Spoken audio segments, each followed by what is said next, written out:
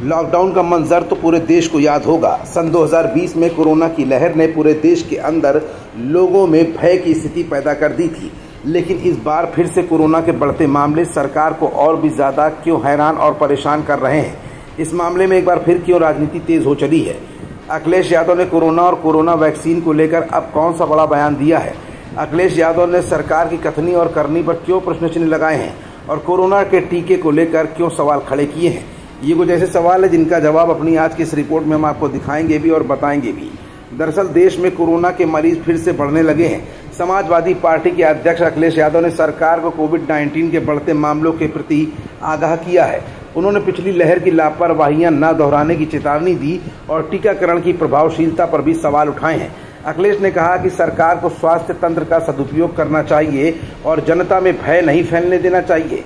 इसके प्रति लापरवाही न बरती जाए। उन्होंने ये टिप्पणी संक्रमण की संभावित नई लहर के बारे में बढ़ती चिंताओं के बीच में की है। अखिलेश ने सोशल मीडिया अकाउंट एक्स पर एक पोस्ट में कहा कि खतरे की घंटी बजने से पहले कोरोना के नियंत्रण और रोकथाम के लिए सरकार को समय रहते चेतना होगा। पिछली बार की तरह लापरवाही और बदइंतजामी की चूक फिर से न दोहराई जाए।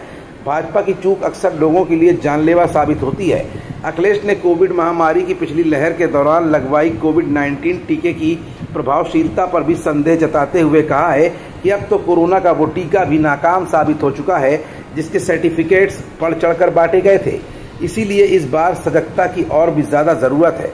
मतलब साफ है कि अखिलेश यादव की इस पोस्ट में जहां एक तरफ कोरोना के बढ़ते मामलों को लेकर चिंता जाहिर की गई है, तो वहीं दूसरी तरफ कोरोना के टीके और सरकार की लापरवाहियों पर भी अखिलेश ने बातों बातों में ही सही राजनीतिक निशाना भी साध दिया है।